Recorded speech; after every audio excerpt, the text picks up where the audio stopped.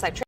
Malandrino, Global Markets Reporter at Nasdaq. We're coming to you live from Inside ETFs in Hollywood, Florida. And joining me for this segment, we have Matt Hougan. He is the Global Head of Research over at Bitwise Asset Management. We're going to take a look at financial advisors and how they're incorporating cryptocurrency. Are they going to be the next big buyer of these assets? Matt, it's great to see you. As always, my favorite topic, crypto. So we're Inside ETFs. Clearly, a lot of financial advisors are here. Are they really incorporating crypto into client portfolios? Yes, some of them are. So let's start with our clients putting crypto in their own portfolios.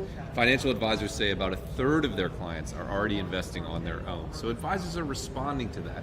Right now, our survey, which we just did of 400 different advisors, showed that 6% of them have allocations to crypto in client accounts. But we also found another 7% that plan to allocate in 2020. So it's a small fraction right now. It's early adopters, but it's growing, 100% year over year. So it's becoming a big thing. Why do you think you're starting to see interest with the FAs? Is it just another alternative asset class to drive some return? Or investors, they're just interested in it? Well, I think there is inbound interest from clients and inbound questions from clients. But look, crypto is a pretty phenomenal asset to add to portfolios. It combines high potential returns. Bitcoin was up 92% last year. It's up another 23% this year with zero correlation to other assets. And I think that's very appealing. The other thing we learned about Bitcoin really last year, and crypto in general, is it acts as a geopolitical hedge.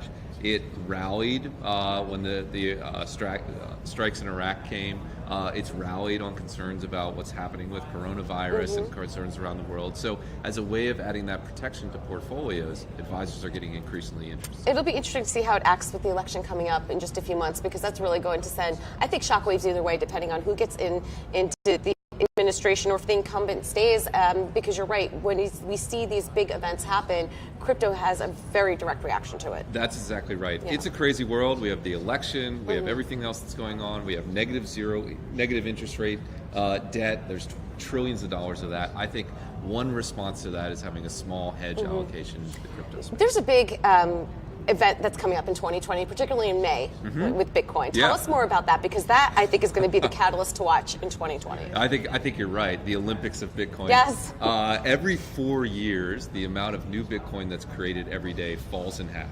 So if I were to tell you next year the amount of oil getting pulled out of the ground was going to fall in half, that would probably make you pretty bullish. Or the amount of gold coming out of the ground would fall in half and make you bullish. In crypto, we know that's going to happen. In May, it's called the halvening. That's a crypto term. It just means there's less production. How much less? About $3 billion less per year. Right. So that's going to be $3 billion of sales pressure that disappears from the crypto space.